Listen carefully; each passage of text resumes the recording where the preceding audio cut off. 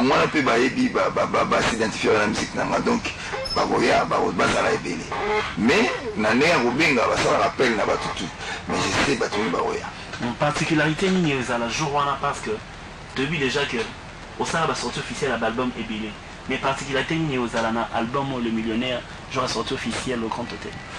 Particularité en tout cas nayebi te métier ke nakoya na spectacle mosusu spectacle ozala tokoyemba na biso ndenge toyembaka mais spectacle oyo tozopréparé nano toprésente yango te c'est peut-être ça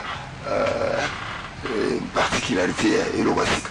Donc c'est le jour wana particularité kozala mpe kama pa obina mais na bina déjà kobina ezaka te fo pumbwa kobina mpe yali mosusu ya rumba yali kobina ezaka te na bano pumbwa non nakobina mpe rumba ya rumba nga nabinga musique na nga eza rumba yango kobinganga le prince de la rumba naza moto ya générique te po kobina oyo na bandisi osala lision nakobeta kobina générique nabinanga nango mpe yango mais ma musique à moi c'est la rumba.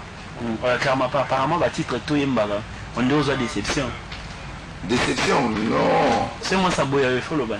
Net nze moni mais la déception yo mona ka par exemple. C'est na mona les l'arabo non ngai au contraire na ninga opesa conseil mingi na bato babala bato bazana ba foyer na c'est vrai que na visera trop foyer mais ya mo pena mangana nga banda mais kolela penza non na mona nze mona zo lela penati. Car pour ne pas te prendre du temps, je sais que vous êtes précis. Quel est ton mot de la fin et la population là? Le mot de la fin, moi je présente mon album Le Millionnaire au Grand Hôtel, pour être précis, autour de la piscine du Grand Hôtel. C'est 19 juillet là, donc on a invité Bato Balinganga, la bonne musique, on a mon abenga la rumba. On a obeta Franco, on a obeta Lutumba, on a obeta Rochero, on a obeta Vikilongomba, Jano Bombenga. Donc tous ces grands noms à rumba, on a obeta Bantima Moko.